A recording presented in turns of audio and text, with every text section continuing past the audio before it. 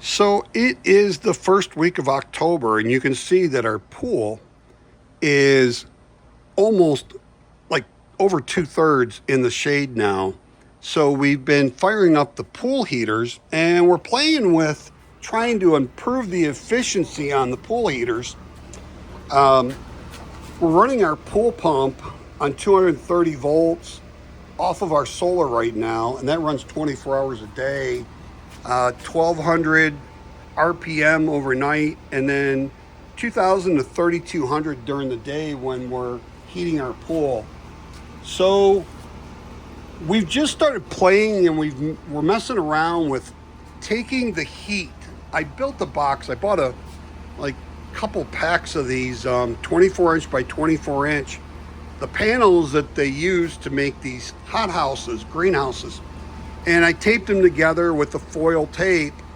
And I've got that sitting there with a 12-inch ducting, flexible ducting.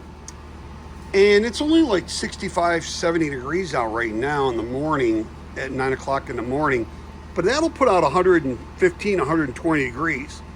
So a heat pump works by taking the ambient air temperature and crossing it over the coil where the compressor's running that refrigerant through there. And as it picks up the heat from outside, it transfers it to the water going through the coils and then dumps it back in the pool. Now, we started at 80 degrees about an hour ago, and we went from 80 to 81 input. It was 80 input, then we went to 81 output, then we went to 81 input, 82 output. Now we're at 82 input and output, so we should be going to 83 output here pretty quick. Sorry if you couldn't hear me with that noise, but in an hour we've gone up over a degree on our temperature there. So this is working really well. Takes 115, 120 degrees, and it's not really hurting this because I've got this just sitting there. That's blowing that up off of there, and it's sitting by the weight of that flexible conduit over there, tubing for the HVAC. So this is still being able to let the air escape out. It's not really choking it out. But we have, instead of 65, 70 degrees going across that coil, we got like 115, 120 degrees coming into this box, going into the tubing, going through there, hitting the coil. And then by the time it goes from 115 to 120 through there, it's coming out about 90 to 100 degrees, and it goes into my hothouse over here. And my hothouse gets like 120, 130 degrees during the day. Even when it's like 75, 80 degrees, it's 110, 115 degrees in there early in the morning. So that helps to keep that not so hot in there. And we'll be able to run this thing all day because we're running this on solar right now. It's not costing us anything. So we're hoping that this increased efficiency, and you can see it's 82 degrees. We're hoping with this increased efficiency that we can get this up to about 86 degrees later on. Now I do have, that's a 17,000 BTU. That's for about 4,000 gallons. That's a 9,500 gallon pool. We have a 35,000 BTU inverter style heat pump, which is like these right here, but it's for the pool heating. This is just a heat pump. It's on or off. Now the other one will do like these mini split inverters. Well, it'll raise the power going into the inverter, the compressor and the fan, and lower it. So much more efficient, uses a lot less power. Running this thing uses around 13 to 15 amps, and that's only 17,000 BTUs. I'm doubling that, and I'm only using 12 amps to run that new one, is what it says. So, and that's at 230 volts. This is 120. So it's not going to be much more power than this to be able to run that other one. So what we'll do is, instead of doing this, we'll put that other pool heater right here and just have it blowing. None of this tubing will be here. So we'll have that blow into there. It'll suck it through there, and we'll leave this part right here to do that, because if we really need to, in the wintertime, if it's going to drop below freezing and I want to keep that stuff in there warm, I could actually turn this on to chill, and it would actually blow, instead of cold air, it would blow hotter air in there. It would blow enough air in there to high enough temperature to keep anything from freezing in there. So we can kind of use that for many purposes. So, but anyways, I ran this yesterday and it was working really, really well on this. And I think it was, these are normally $72 for 6 of these, but I bought them for like $18. They were on clearance. And I think it was like $55-$60 for the flexible heat duct material, and it was like $7 for a roll of tape. So it wasn't that much to do that. So, but I'm getting some really good results. Like I said, this is only for like 4,000 gallons, and I'm being able to raise the temperature in the pool. Yesterday I raised it 4 to 5 degrees during the day using this setup where I'm taking the extra heat out of here and running it into there. So, and as it gets hotter out during the day, that temperature going into that box is going to get even hotter. So it gets even more efficient at transferring the heat from the ambient air as it blows into that coil with a refrigerant, and then transfers that heat onto the copper coils where the refrigerant is and puts that heat back into the pool. So we're looking to keep this pool nice and warm into January if we can. So this is working really good. This is a brand new Aqua Strong pool pump. Now with this, I ran this thing at 4,000. It goes up to 4,000 RPMs. My old one only went up to 3,000, 3,200. It was a jacuzzi. And I could never get my pool cleaners to work, and now they work great, even on 2,000 RPMs or 3,200. I never really have to go up to 4,000 RPMs. But the one thing I noticed was I was having a hard time with air getting in, and I was having to constantly bleed air out of there. It was sucking air into the system constantly. So I fixed that problem, and I'll show you what I used, but it's been a week and I have lost. I've not had to bleed this valve at all, and it's staying. So I also, it rained a lot and it raised my pool up a little bit, and that kind of helped with the pressure. But I got this stuff that I pour into the skimmer on the pool deck, and I just put in like a couple of cups of this. So this bottle will last me like 4 times. And I do this each time I back flush, I have to replace this. So this is 101.5 fluid ounces, or 3 liters. So what I do is this, like I said, this will last me like 4 times. And all I do is I open this up, clean it out, and then pour about 1/4 of this container in there. So I have to use the cups to measure it, and I put a couple of cups in there.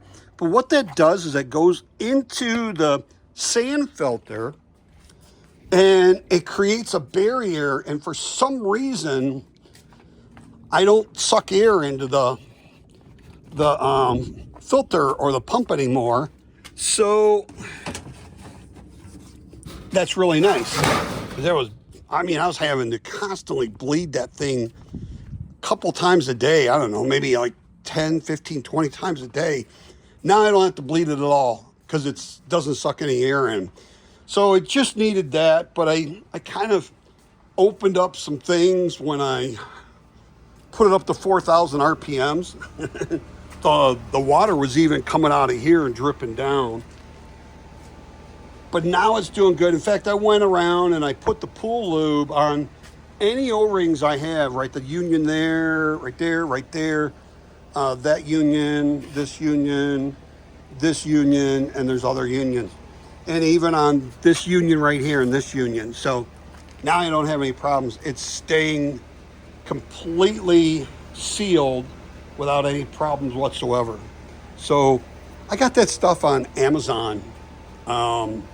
It was pretty good price. It was 4 of those jugs. I want to say it was around $100, maybe less, maybe like 80 some dollars or something. I bought like a year ago. So, but it works really good. But whenever you get a lot of stuff in the pool, like right now, I have a lot of dirt in the pool. You can see there's a lot of dirt on the top from the storms. It blows the dust, and then rain comes and just dusty everywhere. And it gets up on this, and then you can see the dirt up there. And when it rains, it goes into on top of the pool cover. So I got to take this off and clean it. But every time I have to back flush, when I lose pressure in that, I have to replace that. So, but it's not too bad. It's maybe like 4 or 5 times from the spring to the fall that I have to do that. So it's like one container. So it's like 20 some bucks that I have to use in that to keep that. And my pool, running that pool pump 24 hours a day, keeps my chemicals, even with all this organic dirt and leaves. And you can see over here, I have a lot of organic stuff that gets into the pool. All these petals and leaves and stuff blow in there, and that usually causes algae. But as long as I keep that pool pump running and a small amount of chlorine in there, I never get any algae. I haven't had algae in over 2 years keeping that pool pump running 24 hours a day. And I only have to run it on 1,200 RPMs overnight, and that's it. So I run at least, it's 24 hours a day on a minimum of 1,200 RPMs. And then during the day, if I'm vacuuming or I'm using the automatic cleaners or heating the pool, I'll put it up to either 2,000 RPMs or 3,200 RPMs. So, and we're going to be doing another experiment with that poly black tubing for drip lines and stuff. Where we're going to use that. We're going to put the tube in the pool and use a Ryobi 18 volt pool pump, or not a pool pump, but a Ryobi 18 volt water pump. It does a great job at pushing the water through there, but not so fast that you don't get any heat. So you can run that water in there 60, 70, 80 degrees and have it come out 130, 140, 150, 160 degrees. So it does a really good job. And as long as I'm running that pool, a lot of times what I like to do is run it from over there over into my skimmer basket part where it goes back down into the pool pump. And that warm water is going in there, going through the heaters, and it helps to heat the pool up even quicker. But there's that poly tubing that I use. You get it in 500-foot rolls, and you use you can lay it on the pavers or wood or something, and then I think I'm going to enclose it with that poly stuff that I bought for the greenhouse that they use on the greenhouses, and kind of build a cover over it so it does like the same thing the greenhouse. It'll create a lot more heat. It'll probably during the wintertime double. If the temperature is 60 degrees, it might put it 110, 120, so I can absorb a lot more heat into that tubing, into that water as it's being transferred. So we're going to start working on that project here pretty soon too. But there's a coupon in the channel description. All the current coupons that I have will be in a channel description, and that's for Signature Solar right now for $50 off of a purchase off of $500 or more.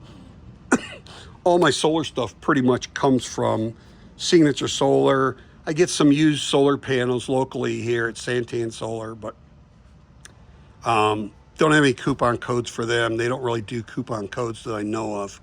So, but please like, share, subscribe, hit that notification bell.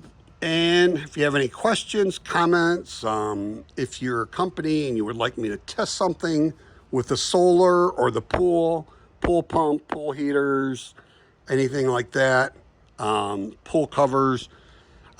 Please, you can look and see that there is a email in the description, DIYSolarGuy1@gmail.com, and you can contact me to do a collaboration.